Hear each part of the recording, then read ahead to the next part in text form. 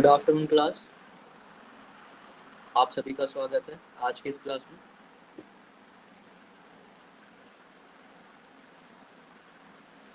आज की हमारी क्लास है भूगोल की, ज्योग्राफी की। और लास्ट क्लास में, पिछली क्लास में हमने टॉपिक कवर किया था कॉन्स्टलेशन या तारामंडल।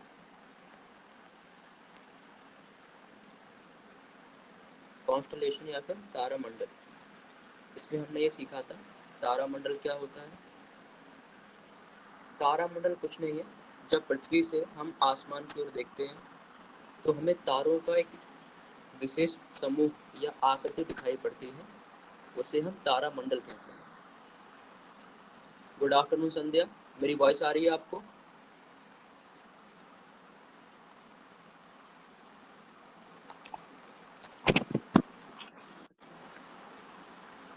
क्या मेरी वॉइस आ रही है?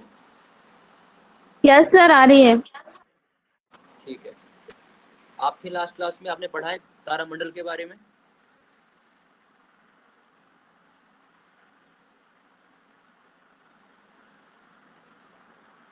यस सर, पढ़ा है। ठीक है, ठीक है, ठीक है। तो लास्ट क्लास में हमने समझा था तारामंडल के बारे में। तारामंडल क्या होते हैं? जब पृथ्वी से हम आसमान की ओर देखते हैं और वहाँ पर तारों का समूह किसी विशिष्ट आकृति को बनाता है, जैसे कि कभी यहाँ पर क्वेश्चन मार्क बना हुआ दिखेगा आपको, ठीक है, कहीं पर इस प्रकार कोई आकृति बन गई, तो ये क्या है? इन्हें ही तारामंडल कहा जाता है।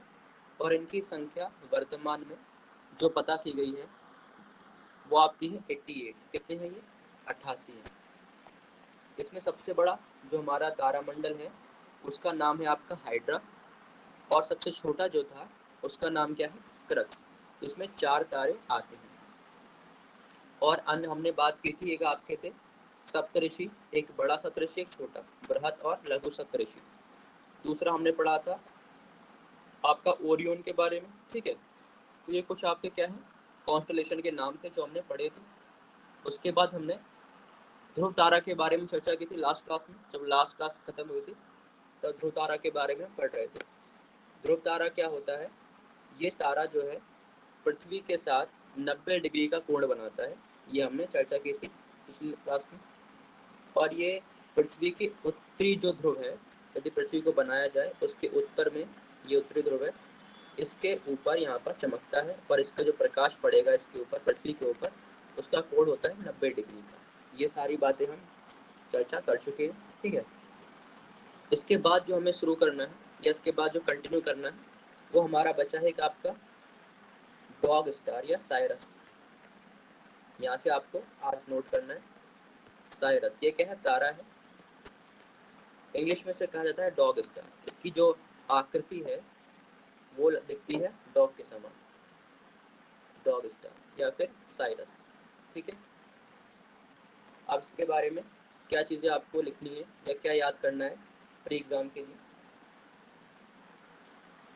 बस एक बात आपको ध्यान देनी है कि पृथ्वी के रात्रि आकाश का, यानी कि रात के समय पृथ्वी पर जो पृथ्वी से दिखाई देता है सबसे चमकीला तारा है पृथ्वी के रात्रि आकाश का, रात्रि आकाश का सबसे चमकीला तारा है, ठीक है, चमकीला तारा। गुड आफ्टरनून राखी। आप कंटिन्यूस क्यों नहीं आती हैं क्लास में? कभी आप दिखते हो कभी नहीं दिखते हो, ऐसे कैसे पढ़ाई होगी फिर? Good evening, very good evening. Notification नहीं आया था। क्या? अच्छा, नोटिफिकेशन नहीं आता है। सर, फिर भी हाँ, आप नहीं आया था। टाइम टेबल ध्यान रखिए, नहीं, मुझे कब थोड़ा कौन सी क्लास टाइम है। टेबल का पता नहीं है ना, इसलिए। तो आप नोट कर लिया करो, ठीक है, जिस टाइम जो क्लास होती है उसको नोट करके रखा करो, और नहीं पता हो तो पूछ लिया ओके करो फिर। सर। तो सर, आपकी कितने बजे से चलती है? मेरी 4:30 से 5:30 अभी इवनिंग में होगी, 4 दिन चलेगी अभी लगातार, ठीक है। Okay okay sir. Okay sir. जिसमें 2 दिन हम भूगोल पढ़ेंगे और आखिरी के 2 दिन पढ़ेंगे आपका इतिहास। चलिए, अगला टॉपिक यहाँ ओके पर है सर। Proxima Centauri. इसके बारे में हम चर्चा कर चुके हैं। प्रॉक्सिमा सेंचुरी क्या है? ये हमारे सौरमंडल का सबसे करीबी तारा है, या यूं कहें हमारे सूरज का पड़ोसी है।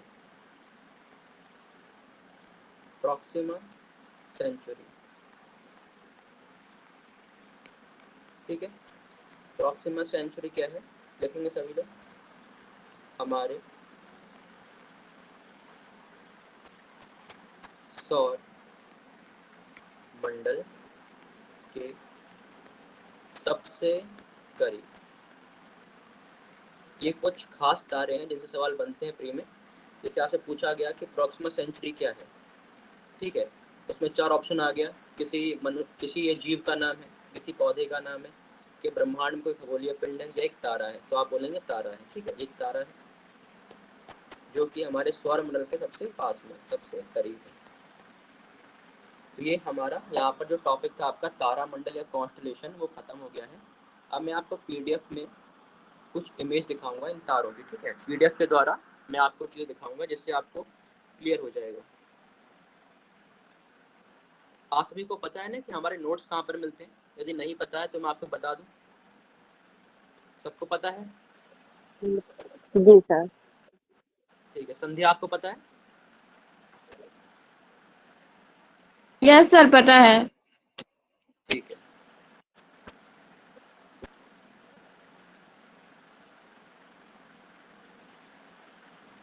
हमने ज्योग्राफी की जो है एक पीडीएफ को शेयर कर रखा है, उसको आप देख लीजिएगा। और ये आपकी दूसरी पीडीएफ है, एस्ट्रोनॉमी 2 करके इसका हेडिंग है। इसमें देखो जो भी अभी तक पढ़ा है सारी चीज़ें कवर है। सबसे पहले हमने पढ़ा था ब्रह्मांड के बारे में, ये हमने पढ़ लिया है। यहाँ पे सब लिखा है, ठीक है। जो भी आपको लिखवाया गया था सारी चीज़ें मौजूद है। ब्रह्मांड को नापने की इकाइयाँ हैं, जिसमें कि खगोलीय इकाई थी, प्रकाश वर्ष है, और आपका पारसेक है। ये भी हम पढ़ चुके हैं। फिर हमने ब्रह्मांड की उत्पत्ति पढ़ी थी, उसमें कुछ अवधारणाएं थी और कुछ सिद्धांत थे। अवधारणाएं पढ़ी थी, फिर हमने सिद्धांत भी जाने थे। सबसे महत्वपूर्ण कौन सा था आपका वहाँ पर? वो था आपका बिग बैंग थ्योरी, या फिर महाविस्फोट सिद्धांत, जिसके प्रतिपादक थे जॉर्ज लेमेत्रे, ठीक है। ये आपको मैंने टेक्स्ट से याद भी कराया था। यहाँ पर ये दिया हुआ है महाविस्फोट सिद्धांत, ठीक है। यहाँ पर जो इम्पोर्टेंट ये है कि आपको ध्यान देना, ये जो वर्ड है बिग बैंग, बिग बैंग शब्द का प्रयोग फ्रेड होयल ने किया था, ये मैं समझा चुका हूँ। इस प्रकार पहले सारी चीज़ें एक ही पॉइंट पर थी, जो यहाँ पर बना हुआ है, ये एक ही पॉइंट पर सब कुछ था। इसमें विस्फोट हुआ था और पूरे ब्रह्मांड की उत्पत्ति हुई थी। ये सब पढ़ चुके हैं, तो आप उसको एक बार देख लेंगे पीडीएफ से, ठीक है। इसलिए मैं दिखा रहा हूँ कि आपका जो भी हम पढ़ चुके हैं वो सब पीडीएफ में कवर है। आप इसको एक बार देख लेंगे, रिवाइज कर लेंगे। यदि कोई डाउट होगा तो कल आप मुझसे पूछ सकते हैं। ये सारे सिद्धांत हैं जो हम पढ़ चुके हैं, विस्तार से आपको समझाया हुआ है। फिर हमने पढ़ा हिग्स बोसोन के बारे में, ऐसा पार्टिकल जो हम ढूंढ रहे हैं, जिससे हमें ये पता चलेगा कि भूतकाल में, बहुत प्राचीन समय में किस प्रकार के पार्टिकल्स थे, कैसे अणु थे जिनसे पूरा ब्रह्मांड बना है। उसके बाद आकाशगंगा क्या होता है, ये हमने पढ़ा था, ठीक है। ये सब आकाशगंगाएं हैं जो बनी हुई है यहाँ पर। ये हमारी है मिल्की वे, ये बना हुआ है इस इमेज में मिल्की वे, जिसे हमने हिंदी में कहा दुग्ध मेखला, ठीक है। उसका आकार ऐसा होता है कुछ आपका सर्पिलाकार। कैसा है? सर्पिलाकार है। उसके बाद हमने पढ़ा था चंद्रशेखर सीमा के बारे में। ये कौन है? साइंटिस्ट हैं भारत के, जिन्होंने ये बताया था कि जो आपके तारे होते हैं उनकी मृत्यु कैसे होती है, या वो मरते समय उनका जो रूप है कैसा हो जाता है। या तो श्वेत वामन बन जाते हैं, काला वामन, या फिर आपके ब्लैक होल, ठीक है। ये सारी बातें किसने बताई हैं? चंद्रशेखर जी ने बताई हैं। इनको नोबेल का मिला था, ये ध्यान देना। यहाँ पर नोबेल 1983 में प्राप्त हुआ है। ये हम पढ़ चुके हैं विस्तार में, बस आपको रिकॉल करा रहा हूँ। फिर हमने नेबुला पढ़ा था। नेबुला में जाना था कि क्या है ये बादल होते हैं। किससे बनते हैं? गैस और धूल के कणों से। इस प्रकार चमकता हुआ ये बादल होता है, क्योंकि इसमें घर्षण होता है, जिससे ऊष्मा उत्पन्न होती है और एनर्जी आती है, प्रकाश भी उत्पन्न होता है। इसे बोलते हैं तारों की नर्सरी, क्योंकि तारों का जन्म इसी नेबुला से होता है।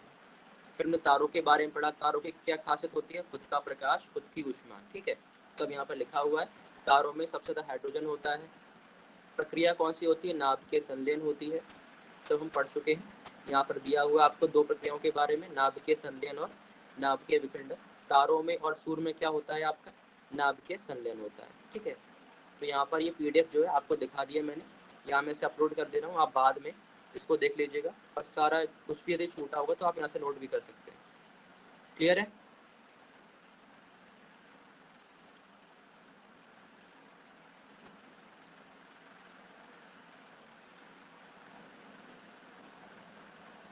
समझ में आ गया आपको? जो भी पढ़ा है हमने सारी चीज़ें इस पीडीएफ में कवर है। अब इसके आगे जो पढ़ेंगे वो हम पढ़ेंगे ब्लैक होल के बारे में, ठीक है? नया टॉपिक स्टार्ट करेंगे ब्लैक होल, जो कि आपका बहुत ही न्यूज़ में रहता है, बहुत इंपॉर्टेंट है और मेंस में भी इसका सवाल आ सकता है। और एक और बात मैं आप सभी को बता दूं कि अभी तक सुबह का जो मेरा बैच चलता है, क्योंकि आप लोग का बैच लेट स्टार्ट हुआ है, तो सुबह जितना मैंने पढ़ाया था, अभी यूपीएससी का जो पेपर हुआ है, यूपीएससी 2025 वाला, 2025 में मैंने अभी जो बैच लिया है 1.5 मंथ पढ़ाया होगा, नहीं 1.5 महीने पढ़ाया होगा, ठीक है? उस 1.5 महीने में ज्योग्राफी में सीधे 3 से 4 सवाल आए हुए हैं, डायरेक्ट मेरे लेक्चर से आए हुए हैं। और हिस्ट्री में आपके आपके अभी 2 सवाल आए हैं, क्योंकि हमारा जो सब्जेक्ट है अभी स्टार्ट हुआ था, लेट स्टार्ट हुआ है। देख सकते हैं 1.5 महीने में जो पढ़ाया है उससे सीधे सवाल है। ये भी नहीं कि आपको ढूंढना पड़ेगा, लेक्चर में जो पढ़ाया है, जो नोट कराया है, सीधे उठकर statement wise same to same हूबहू सवाल बना हुआ है। और उसकी पीडीएफ मैंने बच्चों को सुबह दिखाई थी मॉर्निंग वाले बैच में। क्योंकि आप लोग अभी नए हैं तो आपके लिए वो कोई मतलब नहीं है, बस मैं ये बता रहा हूँ कि जो भी पढ़ाया जाता है उसको प्रॉपर रिवाइज करिए, ठीक है? वो चीज़ें आपको क्यों रट जानी चाहिए, उसके बाहर आपको कुछ देखना नहीं है। जो भी पढ़ाया जाता है उस पर भरोसा करो और रिवाइज करो प्रॉपर। सीधे क्वेश्चन अभी 2025 में जो एग्ज़ाम हुआ है अभी संडे को, सीधे क्वेश्चन नोट्स से मेरे आए हैं और खासकर क्लास नोट्स से, ठीक है? तो जो पढ़ाया जाएगा उसको आपको अच्छे से रिवाइज करके आना है, और जो भी एमसीक्यू कराए जाते हैं उनको भी आपको ध्यान से सॉल्व करना होगा। अब शुरू करते हैं अपन नया टॉपिक, ब्लैक होल।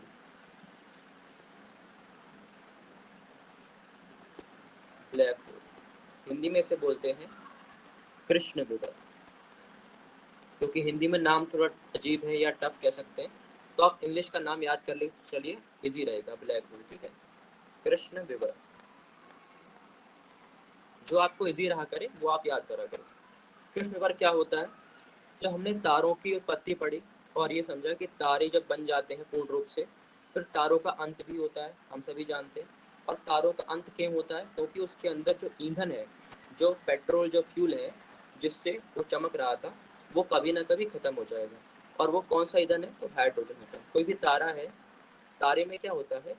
हाइड्रोजन होता है, ठीक है? क्या होता है? हाइड्रोजन।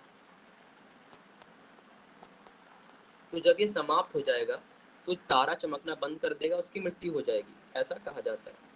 अब जब तारा, आपका तारा, जब हम कंपेयर करते हैं, हमने पढ़ा था कि कई प्रकार से तारों की मृत्यु होती है। कोई न्यूट्रॉन तारा बनता है, कोई वामन बनता है, तो छोटा तारा बन जाता है, या फिर कोई ब्लैक होल बनता है। तो तारे का जब हम कंपेयर करेंगे, तुलना करेंगे, किससे करेंगे? तारे की तुलना सूर्य से करेंगे, सूर्य से, ठीक है? सूर्य से। और सूर्य में भी किसकी? आकार की या फिर इसके द्रव्यमान की। सूर्य का जितना भी द्रव्यमान है, एक्स वाई जेड जो भी आप मान के चलिए, अभी एग्जाम्पल के तौर पे सूर्य का द्रव्यमान मान लेते हैं वाई है, ये इसका द्रव्यमान। इस वाई से यदि कोई तारा जो है वो कितना बड़ा हो जाए? 3 गुना ज़्यादा, 3 गुना बड़ा हो जाए, ठीक है? तो जब तारा सूर्य से 3 गुना बड़ा हो जाता है तब क्या बनता है? वो कृष्ण विवर। ये मैं आपको बहुत डिटेल में समझा चुका हूँ पिछली क्लासों में, बस आपको रिकॉल करा रहा हूँ, रिवाइज करा रहा हूँ। कृष्ण विवर या ब्लैक होल कब बनता है? जब कोई भी तारा सूर्य के मुकाबले, सूर्य की तुलना में उससे 3 गुना बड़ा होता है, तो उसका अंत होता है कृष्ण विवर के रूप में, या उसे हम ब्लैक होल भी कहते हैं। समझ में आ गया ये बात? क्लियर है? यस और नो? बताइए, प्लीज बताइए, समझ में आ गया ये बात? सर एक बार और समझा दीजिए ना। ठीक है, सुनो ध्यान से। देखो, जब तारों का ईंधन जो कि हाइड्रोजन है, ठीक है, सुनना ध्यान से।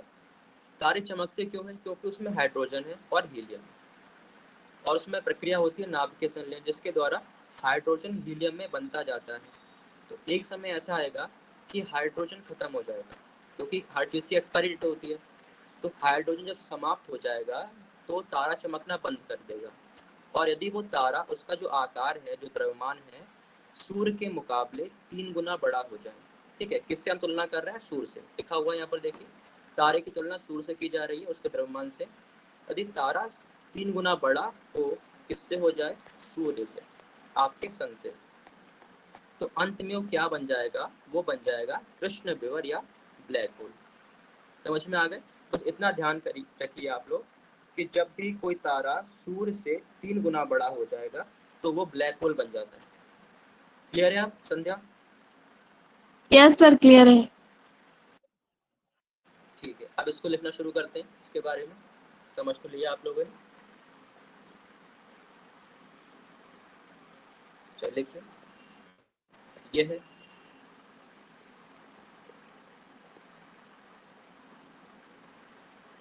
देखिए पीडीएफ आपको हर टॉपिक की मिलेगी, बट आपको क्लास नोट्स खुद से बनाने बहुत ज़रूरी है, तो ये आपके ज़्यादा काम आएंगे। पीडीएफ रखी रह जाती है, कई बार हमें मौका नहीं मिलता कि पीडीएफ खोल के हम देख पाएँ, लेकिन जो क्लास नोट्स रहेंगे आपकी कॉपी में लिखा होगा, उससे आप रिवाइज कर सकते हो। ठीक है, ये अंतरिक्ष में एक बिंदु है जहाँ पदार्थ इतना संकुचित होता है कि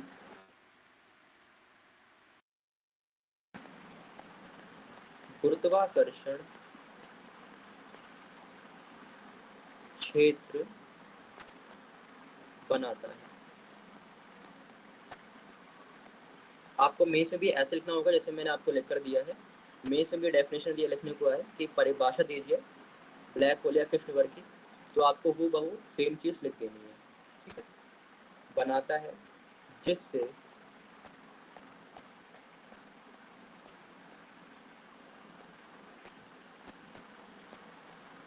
प्रकाश भी नहीं बच सकता। ठीक है, ये हो गया आपका ब्लैक होल। अब इसमें क्या लिखा है उसको समझ लेते हैं एक बार फिर से। ये तो मैंने आपको बताया कि तारा जब ब्लैक होल बनता कैसे है। तारे का ईंधन खत्म हो गया, चमकना बंद कर दिया, और यदि वो बहुत बड़ा हो गया, सूर्य से 3 गुना बड़ा हो गया, तो बन जाएगा ब्लैक होल या कृष्ण विवर। अब उसकी क्या क्या खासियत है वो यहाँ पर लिखा हुआ है। वो क्या होगा? संकुचित होगा, सिकुड़ जाएगा। क्यों सिकुड़ जाएगा? अब उसमें ईंधन नहीं बचा है, ठीक है, तो कुछ उसमें मटेरियल है नहीं है, इसलिए वो सिकुड़ जाएगा। सिकुड़ने से क्या होगा? उसमें गुरुत्वाकर्षण का बल उत्पन्न हो जाता है। ठीक है, गुरुत्वाकर्षण का बल आ जाएगा, और ये क्या बल होता है? किसी भी चीज़ को अपनी ओर खींचने का बल क्या है? गुरुत्वाकर्षण बल, ग्रेविटेशनल फोर्स। तो जब ये सिकुड़ जाता है तो इसकी जो घनत्व है, क्योंकि कोई चीज़ अगर बिखरी हुई है तो वो हल्की होगी, लेकिन उसको आप दबा कर पास पास में ला देंगे तो वो थोड़ी भारी हो जाएगी, थोड़ी घनापन उसमें ज़्यादा होगा, घनत्व बढ़ जाएगा। तो अब तारा सिकुड़ गया है, संकुचित हो गया है, जिस कारण से उसके जो पदार्थ था वो पास में आ गया, जो भी उसमें बचा था वो पदार्थ पास में आया, उसका घनत्व बढ़ गया, जिस कारण से उसके पास गुरुत्वाकर्षण क्षेत्र बन जाता है। ठीक है, जिससे वो अपने आसपास की चीज़ों को अपने पास खींच सकता है।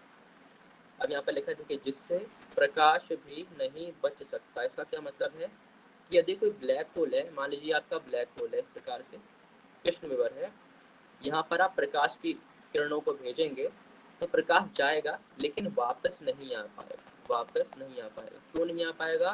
क्योंकि इसका जो गुरुत्वाकर्षण बल है वो सबसे ज़्यादा है, सर्वाधिक है पूरे ब्रह्मांड में। इसके मुकाबले किसी के पास इतनी ताकत नहीं है जितनी इसके पास है खींचने की। तो ब्लैक होल का गुरुत्वाकर्षण बल अनंत है एक तरह से। इसके पास जो भी जाएगा, कोई भी हो, चाहे हमारा सूर्य हो, कोई ग्रह हो, यदि कोई भी इसके पास से गुजरा, या कोई आप देखेंगे प्रकाश का कोई किरण भी जाएगी तो वो वापस नहीं आ पाएगी। ऐसा क्यों हो रहा है? क्योंकि इसके पास गुरुत्वाकर्षण बल सर्वाधिक है, अनंत है, खींचने की शक्ति बहुत है। इसलिए यहाँ पर लिखा है कि जिससे प्रकाश भी नहीं बच सकता, यानी आप प्रकाश भेजोगे यहाँ पर या प्रकाश जाएगा लेकिन वापस नहीं आ पाएगा। ये सब अपने आप अंदर सोख लेता है, अवशोषित कर लेता है, ठीक है, एब्जॉर्ब कर लेता है। अब यहाँ पर सवाल ये बनता है कि हम ब्लैक होल को देख कैसे पाएंगे फिर? ठीक है, क्योंकि किसी भी चीज़ को देखने के लिए प्रकाश चाहिए। यदि आप किसी की फ़ोटो खींचते हैं, फ़ोटो क्लिक करते हैं, तो प्रकाश चाहिए। अंधेरे में आप फ़ोटो खींचोगे, फ़ोटो नहीं आएगी, ठीक है, ब्लर आएगा, अंधेरा आएगा बिल्कुल। तो यहाँ पर आप प्रकाश भेजोगे, आप इसकी फोटो देखना चाहते हो, तो वो कैसे संभव हो पाएगा? वो बिल्कुल भी संभव नहीं हो सकता, क्योंकि प्रकाश जाएगा परंतु वापस लौट कर नहीं आएगा। आपने साइंस में पढ़ा होगा कि कोई चीज़ हमें कब दिखती है। ये कोई बॉक्स है, आप इसको देखना चाहते हैं, ठीक है, यहाँ पर आप खड़े हुए हैं, तो जब तक इस पर प्रकाश पड़कर आपकी आंखों में नहीं आएगा तब तक आपको ये चीज़ नहीं दिखाई पड़ेगी। ये आपका साइंस का कॉन्सेप्ट है, आपने पढ़ा होगा 9th-10th में। तो लाइट का होना बहुत ज़रूरी है किसी भी चीज़ को देखने के लिए। लेकिन यहाँ क्या कहा गया कि प्रकाश जाएगा पर वापस नहीं आ पाएगा। अब यहाँ मुश्किल हो गई, अब आप ब्लैक होल को नहीं देख सकते। तो ब्लैक होल को देखना असंभव है, इम्पॉसिबल है, क्योंकि वहाँ प्रकाश भेजोगे, प्रकाश लौटेगा नहीं, तो आप उसको कभी देख नहीं पाओगे। इसलिए ब्रह्मांड में एक ऐसा क्षेत्र, इसलिए नाम क्या पड़ गया, ब्लैक होल। ब्लैक क्यों पड़ा है? क्योंकि प्रकाश जाता है, लौट के आता नहीं है, चमकेगा ही नहीं, तो काला दिखाई पड़ता है। तो एक ऐसा क्षेत्र है पूरे ब्रह्मांड में जहाँ पर क्या होगा, गुरुत्वाकर्षण बल सबसे ज़्यादा होता है और वहाँ प्रकाश की किरणें जाती हैं पर वापस नहीं आ पाती। समझ में आ गया? राखी और संध्या क्लियर है आप दोनों को? बताइए। जी सर। ठीक है, संध्या आपको? यस सर, क्लियर है। ठीक है, चलिए इसके आगे लिखते हैं। अब बात करते हैं कि सिद्धांत दिया किसने, इसके बारे में हमें किसने बताया है। ठीक है, ब्लैक होल के बारे में बताने वाले कौन थे? तो वो थे आपके अल्बर्ट आइंस्टीन। आपने नाम सुना होगा, बहुत ही फेमस हमारे साइंटिस्ट हैं ये। अल्बर्ट आइंस्टीन ने पहली बार इस बात की चर्चा की थी कि ब्लैक होल जैसी कोई चीज़ है हमारे ब्रह्मांड में। तो लिखेंगे सिद्धांत किसने दिया है? 1915 में अल्बर्ट आइंस्टीन। Albert Einstein.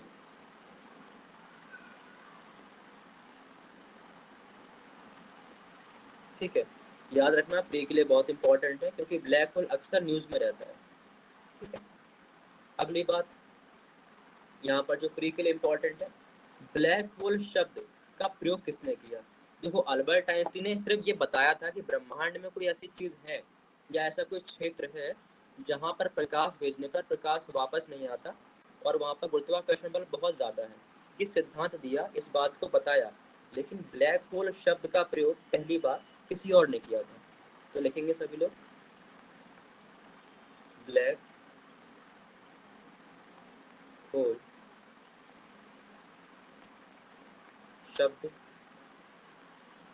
का प्रयोग प्रथम बार किसने किया है? वो है आपके जॉन आर्चीबाल्ड, उनका नाम है, विदेशी हैं, जॉन आर्चीबाल्ड व्हीलर। आपका पूरा नाम याद नहीं करना है, बस आप ये लास्ट में याद कर लीजिए, व्हीलर। तो थ्योरी देने वाले, सिद्धांत देने वाले का नाम अल्बर्ट आइंस्टीन है। ब्लैक होल शब्द का प्रयोग, यानी ब्लैक होल किसने कहा, इस पूरी बात को ब्लैक होल किसने कहा है, वो थे आपके व्हीलर। पूरा नाम मत याद करो, ठीक है, प्री में आपको टिक करना होता है, तो बस याद करो व्हीलर। ये कैसा होता है? अदृश्य होता है। ब्लैक होल अदृश्य क्यों है? क्योंकि प्रकाश आप भेजेंगे, प्रकाश टकराएगा, वो सब उसको सोख लेगा, वापस नहीं भेजेगा। इसलिए ब्लैक होल अदृश्य होता है, अदृश्य होता है। अब यहाँ सवाल कैसे बन सकता है? देखो, आदि सिंपल सवाल बनाना होगा तो सीधे पूछेगा आपसे कि ये सिद्धांत किसने दिया, तो अल्बर्ट आइंस्टीन। ब्लैक होल शब्द का प्रयोग किसने किया, तो व्हीलर। अब इसको कठिन बनाना है तो क्या करेंगे, इन तीनों बातों को एक ही सवाल में कथन के रूप में आपके सामने आएगा। पहला कथन कि ब्लैक होल का सिद्धांत अल्बर्ट आइंस्टीन में दिया है। दूसरा कथन आपका हो जाएगा ब्लैक होल शब्द का प्रयोग व्हीलर द्वारा किया गया। तीसरा कथन हो जाएगा ब्लैक होल अदृश्य होता है। अब क्या कर सकते हैं इसमें, इसको और कठिन बनाने के लिए इसमें से कोई एक जानकारी हम गलत कर सकते हैं। जैसे कि 1915 है, यहाँ पर सवाल में आपको दिया गया 1920, अब वो पहला आप गलत हो जाएगा। इस प्रकार सवाल यहाँ बन सकते हैं। ठीक है, सभी का नोट हो गया है? आगे बढ़े, नोट कर लिया है आपने?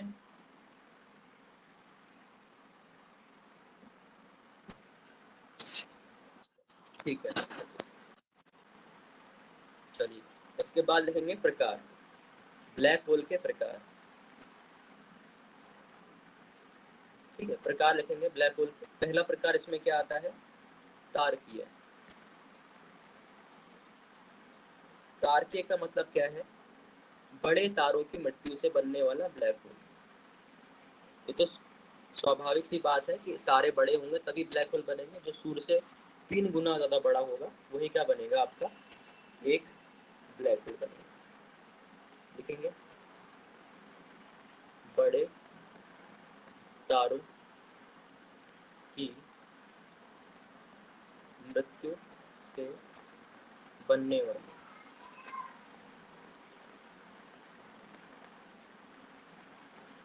ये आपके हुए तारकीय। दूसरा यहाँ पर आएगा आपका super massive. Super massive, super massive क्या है, जब दो या दो से अधिक ब्लैक होल आपस में मिल जाते हैं। मान लीजिए कोई एक ब्लैक होल यहाँ पर है और एक यहाँ पर है, क्योंकि ब्रह्मांड में सारी चीज़ें घूम रही हैं, कोई स्थिर नहीं है, तो आपस में ये क्या करेंगे, आपस में मिल जाएंगे और मिलने पर एक बन जाएगा। ठीक है, इसी को बोला गया है सुपर मैसिव। जब दो या दो से अधिक, नोट करेंगे, जब दो या दो से अधिक ब्लैक होल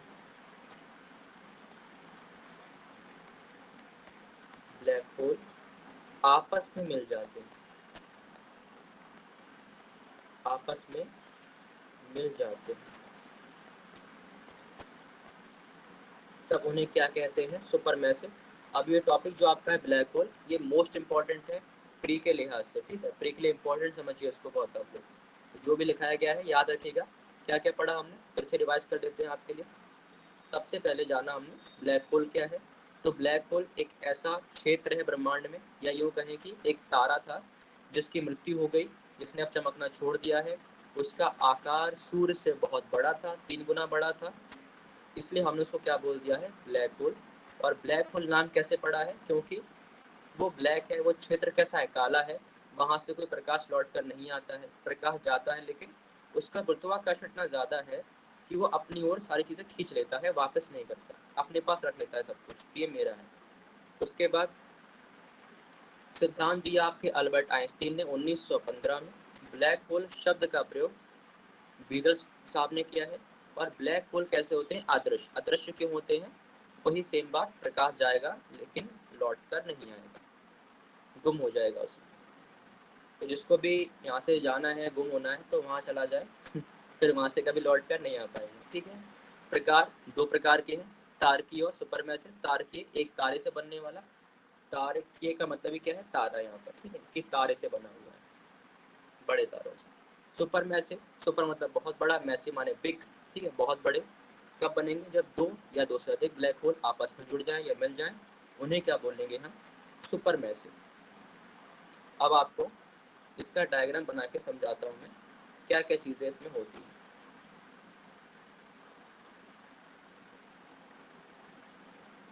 ये मान लेते हैं कोई ब्लैक होल है, क्योंकि ये दिखाई देता नहीं है, ठीक है, लेकिन हम इसको समझना हमारे लिए ज़रूरी है। अब अभी आपको मैं इसकी फ़ोटो भी दिखाऊंगा आगे चल के, PDF में। अब ये चीज़ तो आपको नहीं दिखेगी ब्लैक होल, ये तो बना दिया गया है बस। इसके आसपास का क्षेत्र जो है वो हमें दिखता है। अब वो क्यों दिखता है, उसका कारण समझो। इसके आसपास जो है कुछ कण घूमते रहते हैं।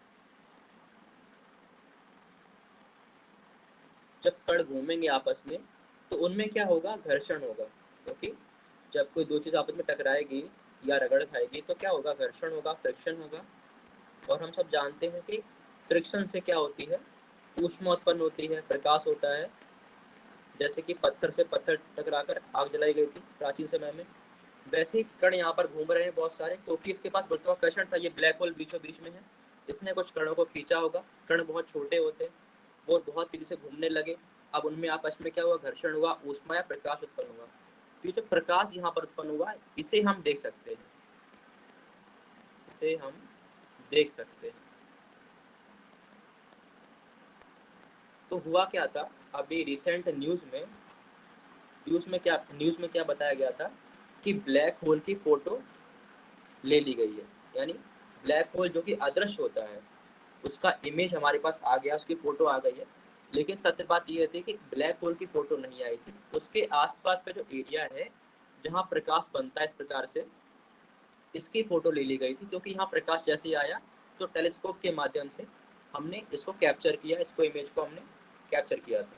लेकिन ब्लैक होल तो सेंटर में होता है, एकदम बीचों बीच, वहाँ उसकी फ़ोटो लेना असंभव है, अभी भी अदृश्य ही रहता है वो, ठीक है। उसके आसपास का क्षेत्र जो है उसकी फ़ोटो हम ले सकते हैं। उसका कारण क्या है आपको बता दिया, कई सारे कण होते हैं जो आपस में टकराते हैं, उनमें घर्षण या फ्रिक्शन होता है और प्रकाश के माध्यम से हम उसको देख पाते हैं उस क्षेत्र को। अब यहाँ पर दो शब्द होंगे, एक होगा आपका इवेंट होराइजन, इसे आपने नोट कर लिया, जैसे मैंने लिखा है वैसे नोट कर लीजिए, ठीक है, तो आपको याद रहेगा। बाकी साइड में हम लिखते हैं, यहाँ पर एक शब्द यहाँ पर है इवेंट होराइजन।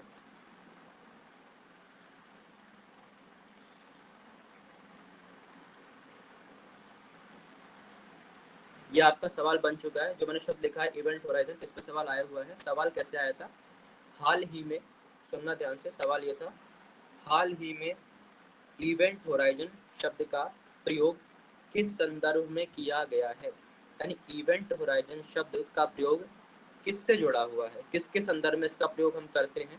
तो आंसर उसमें क्या था आपका, आंसर था ब्लैक होल या कृष्ण विवर। ब्लैक होल के संदर्भ में हम इस शब्द का प्रयोग करते हैं। अब ये होता क्या है उसको समझ लीजिए। इवेंट होराइजन, पहले हम लिखते हैं इसको फिर समझते हैं। बिना वापसी का बिंदु,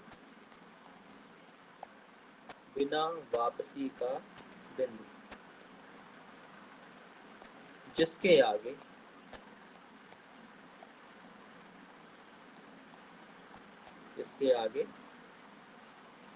ब्लैक होल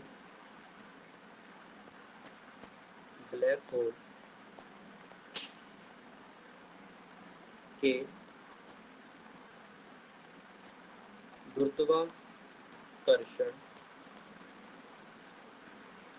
सर ये बताएंगे कर्ण के नीचे क्या लिख रहा है? घर्षण, घर्षण घा और ये शाह ऊपर आके मात्रा घर्षण अच्छा, है। Okay okay sir.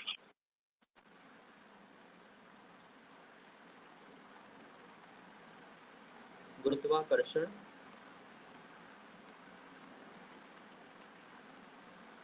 गुरुत्वाकर्षण के बाद लिखेंगे प्रभाव से बचना असंभव है, बचना असंभव है, ठीक है। अब इवेंट होराइजन से अभी एक सवाल बना था, वो आपको बता दिया मैंने कि इवेंट होराइजन का संबंध किससे है, तो ब्लैक होल से। अब ये होता क्या है, यदि सवाल और पूछा जाए कभी आपसे, तो अब क्या बन सकता है, या आपको स्टेटमेंट दिया जाएगा और पूछा जाएगा कि किसके संदर्भ में ये बात लिखी गई है या किसकी परिभाषा है, तो आप बताएंगे इवेंट होराइजन की। क्या लिखा है पढ़ते हैं, बिना वापसी का बिंदु, यानी ब्लैक होल से पहले एक कोई ऐसा एरिया है, जैसे मान लेते हैं कि आपका ब्लैक होल था, बनाते हैं फिर से हम लोग, ये आपका ब्लैक होल है, ठीक है, ब्लैक होल है आपका, इससे पहले कोई एरिया होगा, कोई क्षेत्र होगा, मान लेते हैं ये कोई पॉइंट, बिना वापसी का बिंदु, यानी इसके बाद जैसे आप अंदर एंटर करोगे, अंदर की ओर जाओगे, क्या हो जाएगा, गुरुत्वाकर्षण प्रभाव से बचना असंभव, यानी अब आप बाहर नहीं आ सकते। तो इवेंट होराइजन क्या है, वो सीमा है, वो बाउंड्री है, जिसके अंदर एक बार आप एंटर कर गए तो आप क्या करेंगे, गुरुत्वाकर्षण बल के प्रभाव में आ जाएंगे और कभी उससे बाहर नहीं आ पाएंगे। तो क्या लिखा हुआ है यहाँ पर, बिना वापसी का बिंदु, इसको ध्यान रखेंगे, बिना वापसी का बिंदु क्या है, इवेंट होराइजन है। क्लियर है आप सभी को, कोई डाउट बताइए। ऑल क्लियर, राखी, संध्या, क्लियर सर। ठीक है, ओके आगे बढ़ते हैं इसके आगे। अब इसके बाद हमें पढ़ना है सौर मंडल को, ठीक है। ये हमारा टॉपिक खत्म हुआ। तारों के बारे में हमने सब कुछ पढ़ लिया, क्या क्या पढ़ा है, तारों की उत्पत्ति कैसे होती है, तारों की फिर मृत्यु कैसे हुई, वो क्या बन जाते हैं आखिरी में। फिर हमने पढ़ा अभी ब्लैक होल के बारे में और तारामंडल पढ़ा था कल हमने, पिछली क्लास में सॉरी। तो इस प्रकार से तारों के बारे में पढ़ लिया है। अब नया टॉपिक स्टार्ट हो रहा है, सौर मंडल। स्कूल टाइम पे शायद पढ़ा हो कभी आपने, यदि आपको याद हो तो। सौर मंडल या फिर सोलर सिस्टम, क्या होता है सौर मंडल, कोई बताएगा आप में से? एनीवन? राखी, संध्या, ये शब्द सुना होगा, कुछ बताइए इसके बारे में। सर, हाँ सूर्य के चारों ओर चक्कर लगाने में विभिन्न ग्रह को सौर मंडल कहते हैं, आई थिंक। ठीक है, सही बताया आपने, गुड। चलिए चलिए ठीक है, बताता हूँ मैं विस्तार से, अब नोट कर लीजिए। देखिए, आपने से बताया कि जो ग्रह होते हैं जो सूर्य के चक्कर लगाते हैं उसे हम बोलते हैं सौरमंडल। ठीक है, यदि आपको लिखने को आएगा तो आप कैसे लिखेंगे कि सूर्य, सूर्य यानी सन आपका जो है, सूर्य और उसके चारों ओर परिक्रमा करने वाले 8 ग्रह, क्योंकि वर्तमान में 8 ग्रह हो गए, पहले 9 थे। प्लूटो को आप हटा दिया है ग्रह की कैटेगरी से, अब वो ग्रह नहीं है, उसके बारे में चर्चा करेंगे बाद में। तो सूर्य और उसके चारों ओर परिक्रमा करने वाले सभी ग्रह, साथ ही साथ अन्य आकाशीय पिंड, उसमें क्या क्या लिखेंगे आप? छोटे ग्रह, और भी छोटे ग्रह होते हैं जो बौने ग्रह, क्षुद्र ग्रह, उल्काएं, उल्का पिंड, इन सभी से मिलकर क्या बनता है? सौर मंडल बनता है। यानी सूरज का परिवार ही क्या है? उसका सौर मंडल है। सूरज के परिवार में कौन कौन है? खुद सूर्य मुखिया है, सेंटर में रहता है, चारों ओर इसके ग्रह परिक्रमा करते हैं, साथ ही साथ उल्काएं भी हैं, उल्का पिंड घूमते हैं, क्षुद्र ग्रह घूमते हैं, ठीक है, बौने ग्रह घूमते हैं। अब ये क्या चीजें हैं, इसे हम एक एक करके समझेंगे। पहले हम इसकी परिभाषा लिखते हैं सौर मंडल की। सौर मंडल देखिए सभी लोग, सूर्य और उसके चारों ओर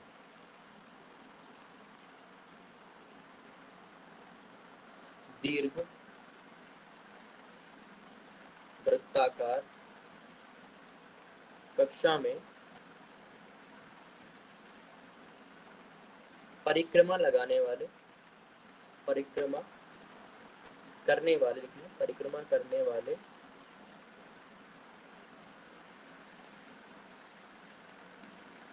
वाले 8 ग्रह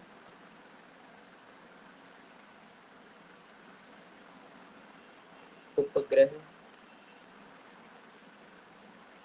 एवं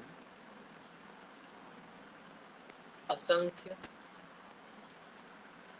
आकाशीय पिंड, क्योंकि ग्रहों के अलावा और भी चीजें हैं जो ब्रह्मांड में घूमती हैं सूर्य के चारों ओर, लेकिन वो काफी छोटी होती हैं। आकाशीय पिंड, पिंडों, आकाशीय पिंडों के बाद लिखेंगे ब्रैकेट में आप लोग बौने ग्रह। इसमें कौन कौन से पिंड हैं आकाशीय पिंड? तो बौने ग्रह,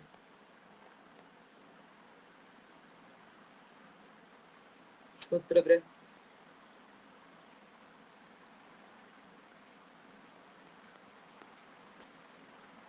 और उल्काएं। पिंडों के मंडल को अभी सब बताऊंगा राखी, एक एक करके सारे वर्ड को मैं एक्सप्लेन करता हूँ, ठीक है। कभी भी ऐसा नहीं होगा कि मैं सिर्फ लिखवा दूँ और बस काम खत्म हो जाए, हर चीज को मैं अभी आपको एक्सप्लेन करूंगा। उल्काएं, उसके बाद मंडल को सौर मंडल कहते हैं, मंडल को सौर मंडल,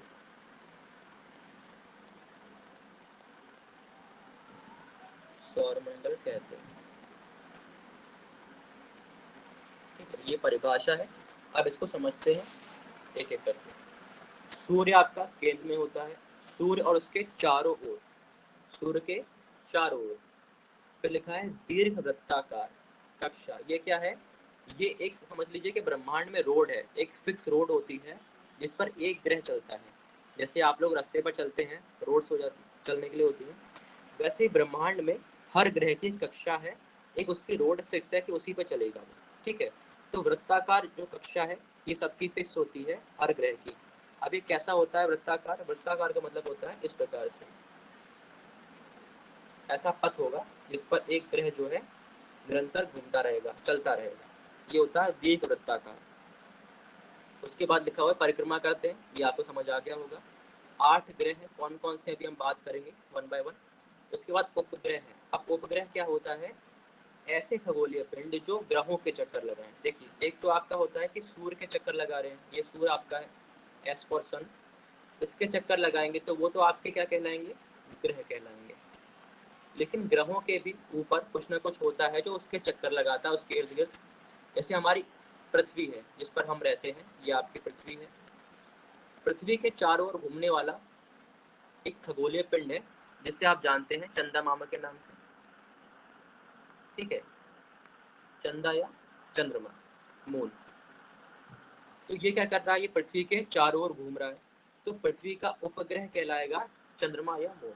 ये क्या है? उपग्रह है। यानी ऐसे खगोलीय पिंड जो किसी ग्रह के चक्कर लगाएं उन्हें बोलते हैं उपग्रह। जैसे आप समझते होंगे इंस्पेक्टर, उसके नीचे सब इंस्पेक्टर, तो सब का मतलब हिंदी में होता है उप।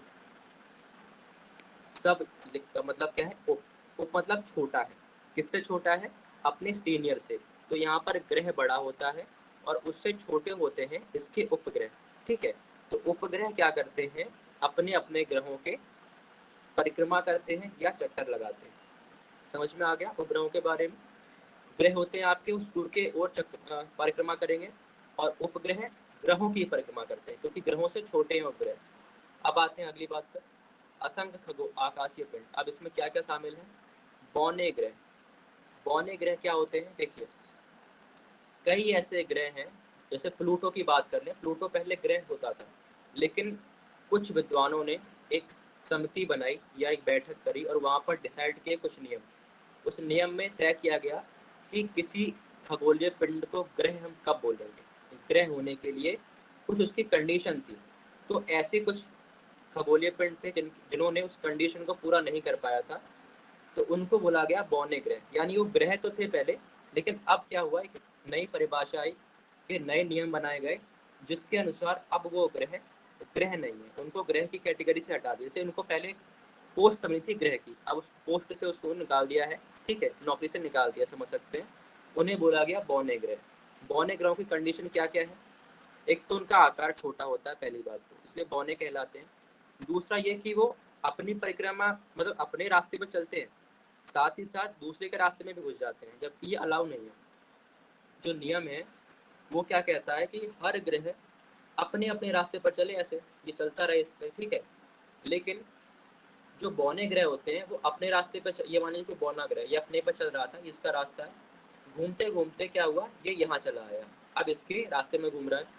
तो ऐसे ग्रह जो अपना रास्ता छोड़कर दूसरे के रास्ते में एंटर कर जाए, ठीक है, या दूसरे के रास्ते को काटे, उनको बौने ग्रह की कैटेगरी में रख दिया जाता है। ये आपके होते हैं बौने ग्रह। बाकी जब प्लूटो के बारे में आप पढ़ोगे, प्लूटो की कहानी पढ़ोगे, किस प्रकार वो ग्रह था, फिर उसको ग्रह की पद से हटा दिया गया, बौना ग्रह बनाया गया, वहां आप इसको और समझ पाओगे। क्षुद्र ग्रह क्या होते हैं? कुछ नहीं होते हैं, ये समझिए कि कचरा है आपके ब्रह्मांड का। ब्रह्मांड में जो पत्थर होते हैं, पत्थर टूटे फूटे, वो जब घूमते रहते हैं पूरे ब्रह्मांड में हमारे इर्द गिर्द, उन्हीं को बोलते हैं क्षुद्र ग्रह, ठीक है, और कुछ नहीं होते। इसे इंग्लिश में बोलते हैं एस्टेरॉइड। क्या बोलते हैं? एस्टेरॉइड। कई बार आपने न्यूज़ में सुना होगा कि पृथ्वी खत्म होने वाली है, दुनिया खत्म होने वाली है, एस्टेरॉइड बहुत बार टकराने वाला है भारत में या पूरी पृथ्वी पर, सॉरी।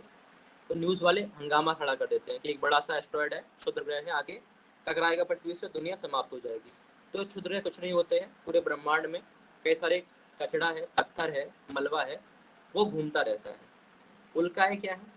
उल्काएं कुछ ऐसी चीज़ें हैं जैसे कि कुछ गैस होती हैं, गैस के बादल होते हैं, ठीक है, वो सूर्य के चारों चक्कर लगाते हैं, उन्हीं को उल्का बोल देते हैं। बाकी बारी बारी से इन सब की हेडिंग बनाकर हम सबको विस्तार से पढ़ेंगे। अभी के लिए क्लियर है आपको सारी बातें? बताइए, कोई डाउट? कोई भी डाउट किसी को भी? Sandhya, Rakhi? No sir, clear. Very good, बहुत अच्छी बात है। अब इतना आपका नोट हो गया होगा। इसके आगे चलते हैं हम लोग सौर मंडल में। इसे इरेज कर दूं मैं एक बार।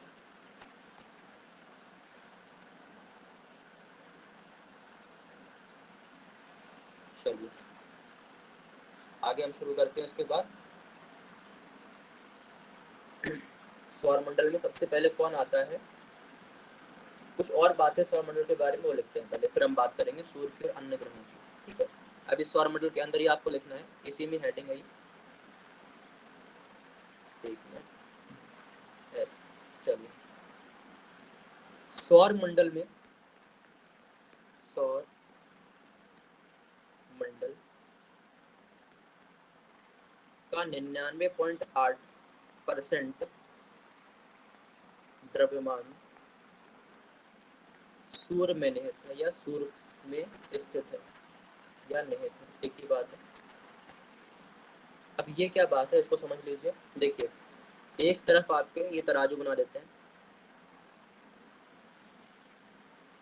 ठीक है, ये कोई तराजू मान लीजिए। तो आपका पूरा जो सौर मंडल है, एक तरफ जो है सूर्य को बिठा दीजिए, सूर्य को, और बाकी तरफ 8 ग्रह बिठा दीजिए।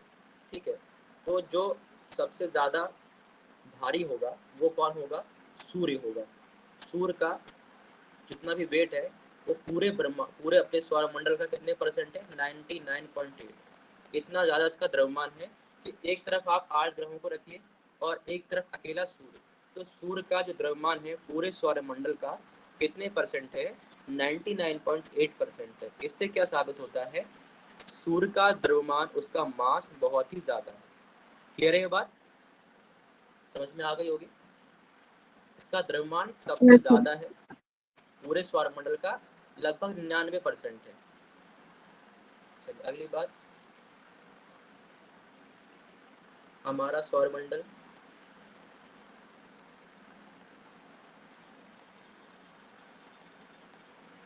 हमारा सौरमंडल दुग्ध मेखला। दुग्ध मेखला क्या है बताइए, आंसर करिए, क्या है दुग्ध मेखला? बताओ संध्या और राखी, दुग्ध मेखला किसका नाम है?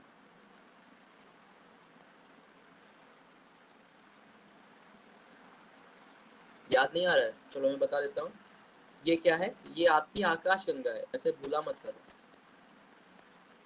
आप इसी आकाश गंगा में रहते हो, इसको कैसे भूल सकते हो?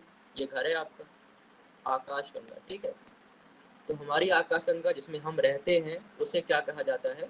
दुग्ध मेखला कहा जाता है। ये हमारी गैलेक्सी है। तो हमारा सौरमंडल किस में है?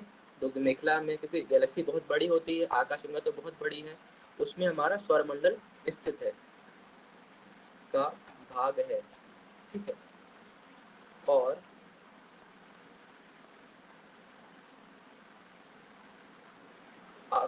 गंगा की और आकाश गंगा के केंद्र से 27,000 प्रकाश वर्ष दूर है। अब सर क्या मतलब है, इसको भी समझ लीजिए। देखिए, पहले हम बनाते हैं अपने आकाशगंगा को। ये मान लीजिए आपकी है आकाशगंगा, ठीक है, सर्कल आकार है, ये हम पढ़ चुके हैं। इसका नाम क्या है? दुग्ध मेखला है, जिसमें हम लोग रहते हैं, दुग्ध मेखला। अच्छा, आकाशगंगा क्या होती है?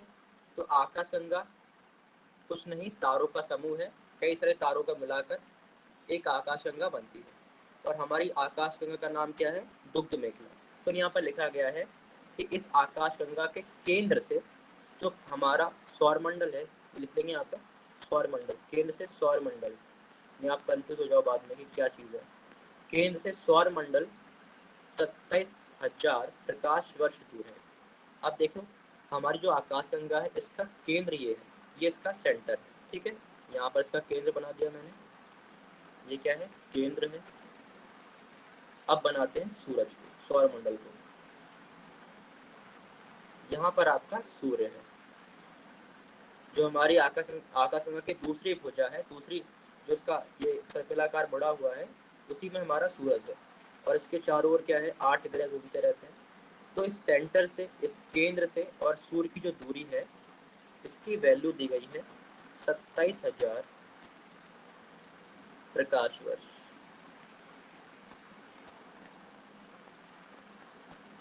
ठीक है, समझ में आ गया? कोई डाउट? समझ में आया ये पॉइंट? बताइए। हाँ समझ आ गया सर। ठीक है, राखी आपको आ गया है? जी सर। ठीक है, चलिए इसके आगे बढ़ते हैं।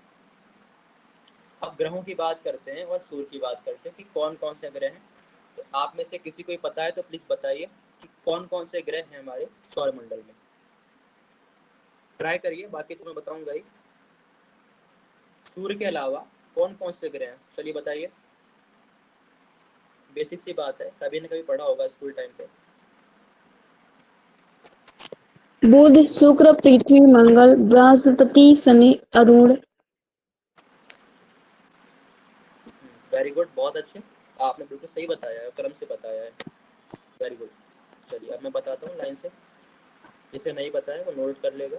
सूर्य आपका होगा, उसके बाद आपके 1 2 3 4 5 6 7 और 8। ठीक है, इस प्रकार से क्रम से आपको याद करना है कि सूर्य से सबसे पहले कौन सा है, सबसे आखिरी में कौन सा है। शुरू करते हैं। सबसे पहले आपका बुध,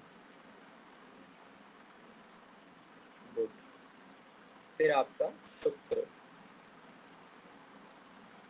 बुध शुक्र पृथ्वी, उसके बाद मंगल,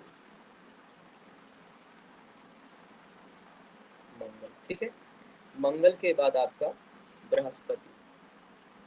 सबसे बड़ा ग्रह हमारे सौरमंडल का कौन सा है? बृहस्पति, बृहस्पति। उसके बाद शनि आ जाएंगे आपके,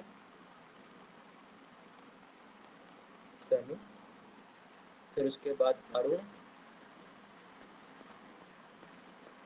और सबसे आखिरी में वरुण।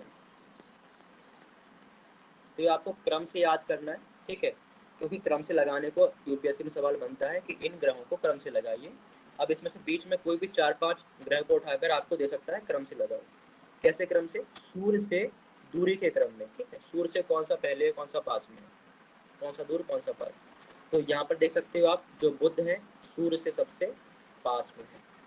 तो आपको ये डायग्राम जब याद रहेगा तो इस प्रकार के सवाल करने में बहुत आसानी होगी।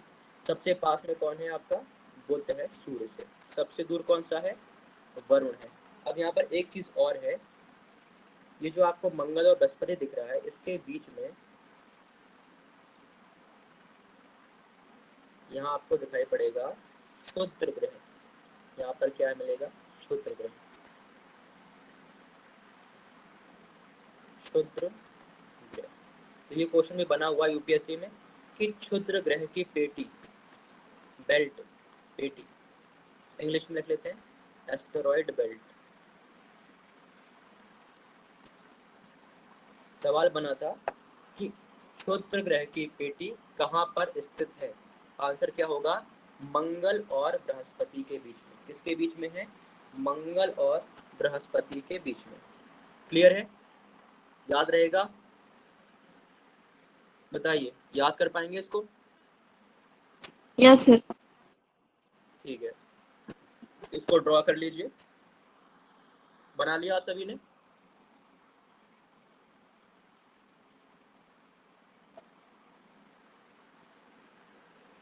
अब शुरू करते हैं सूर्य से।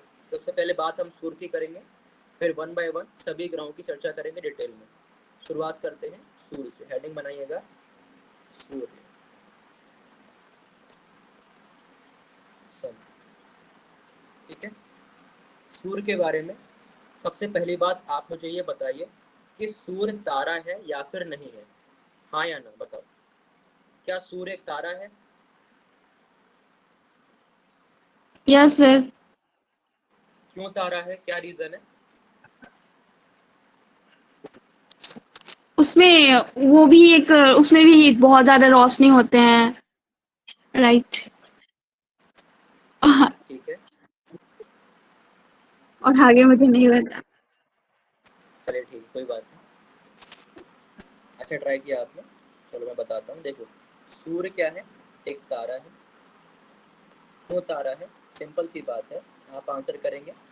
इसके पास ऊष्मा है, गर्मी भी है, जिससे हमें गर्मी लगती है, और आजकल तो आप लोग फेस कर ही रहे हैं कितनी गर्मी है। ऊष्मा है, गर्मी है, पर क्या है, प्रकाश। ठीक है, और इसमें जो प्रक्रिया होती है वो कौन सी होती है, नाभिकीय संलयन। नाभिकीय संलयन की प्रक्रिया होती है, जिस कारण से इसमें ऊष्मा और प्रकाश बनते हैं। ठीक है, इसलिए सूर्य क्या है, तारा है, सिंपल सी बात। अगली बात, हमारे सौर मंडल का केंद्र क्या है, यही है, सूर्य है, क्योंकि सूर्य के चारों ओर सभी ग्रह परिक्रमा करते हैं। ठीक है, नेक्स्ट क्वेश्चन क्या बनता है कि ये बताइए कि सूर्य घूमता है, आपको क्या लगता है, क्या सूर्य घूमता है या वहीं पर रुका हुआ है, बताइए क्या लगता है। सवाल ये है कि क्या सूर्य भी घूमता है या फिर स्थिर है ब्रह्मांड में, बताइए। जी सर, सूर्य तो घूमता है। घूमता है, कैसे घूमता है, यदि पूछा जाए आपसे घूमता है तो कैसे घूमता है, क्या अपनी जगह पर घूमता है या पूरे क्योंकि सर, ब्रह्मांड में घूमता नहीं, है? मैं एक लॉजिक लगाती हूँ, जैसे कि ऐसा है ना, सूर्य पूरब से निकलता है, पश्चिम में वो होता है, तो इस तरीके से कह रही हूँ। नहीं, वो लॉजिक तो आपका उल्टा पड़ गया फिर, क्योंकि हम घूमते हैं पश्चिम से पूर्व, जो हमारी पृथ्वी है, सुनो, पृथ्वी पश्चिम से पूर्व घूमती है, सूर्य वहीं पर है पृथ्वी के लिए, इसलिए हमें लगता है कि पूरब से हमारा सूर्य उगता है, जबकि हम घूमते हैं पश्चिम से पूर्व की ओर। अब यहाँ पर जो सवाल मैंने आपसे पूछा उसका आंसर ये होगा कि सूर्य भी घूमता है, और सूर्य पूरे ब्रह्मांड में यानी अपनी आकाशगंगा के चक्कर लगाता है। समझ लो, पहले उसको फिर लिखेंगे। ये आपकी हो गई आकाशगंगा, ठीक है। यहाँ पर आपका मान लेते हैं सूर्य है, तो सूर्य अपने पूरे परिवार के साथ घूमेगा। सूर्य जो है अकेले नहीं घूमेगा, उसका पूरे परिवार है, सौर मंडल है, ठीक है। सब उसके साथ ग्रह रहेंगे, क्षुद्र ग्रह रहेंगे, सारी चीजें, उन सभी को लेकर अपने साथ ये आगे बढ़ता है, इस प्रकार से घूमता रहता है। इस प्रकार से ये पूरी आकाशगंगा के चक्कर लगाता है। तो सूर्य परिक्रमा किसकी करता है, ये पता होना चाहिए, हमारी आकाशगंगा की परिक्रमा करता है, ठीक है। और कितना समय लगता है ऐसा करने में उसको, तो 25 करोड़ साल, जैसे हम बोलते हैं ब्रह्मांड वर्ष या कॉस्मोस ईयर। क्लियर है, अब इसको नोट कर लेते हैं।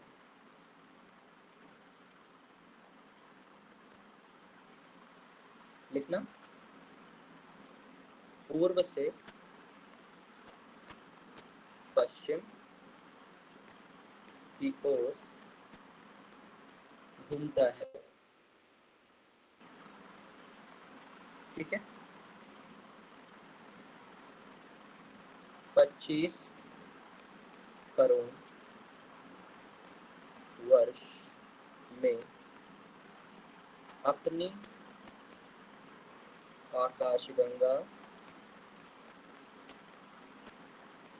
ब्रैकेट में लिखना, दुग्ध मेखला,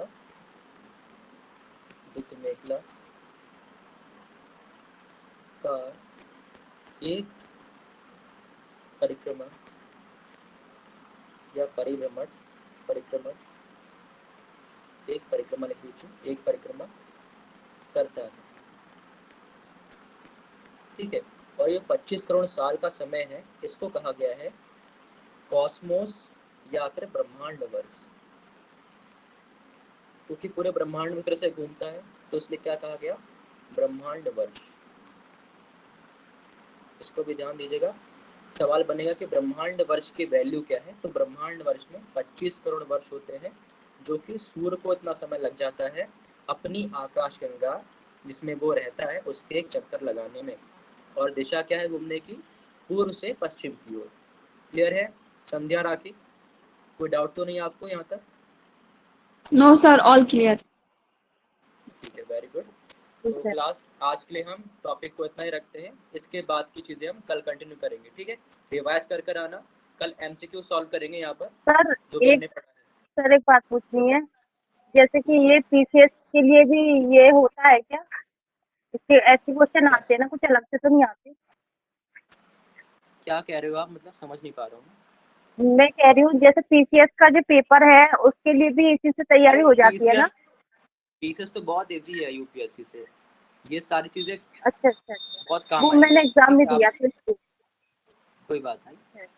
आप ओके। इसको पढ़िए, आपका सारे एग्जाम, मैं तो कह रहा हूँ वनडे एग्जाम के लिए भी आप यही पढ़िए। ठीक है, सारे एग्जाम आपके क्लियर हो जाएंगे, आप ओके। बस ओके। रिवाइज करिए, प्रॉपर रिवीजन बहुत ज़रूरी है। चलिए क्लास को एंड करते हैं, ओके। क्लास का टाइम खत्म हो गया है। चलिए, thank you everyone, thank you for joining me, good evening everyone.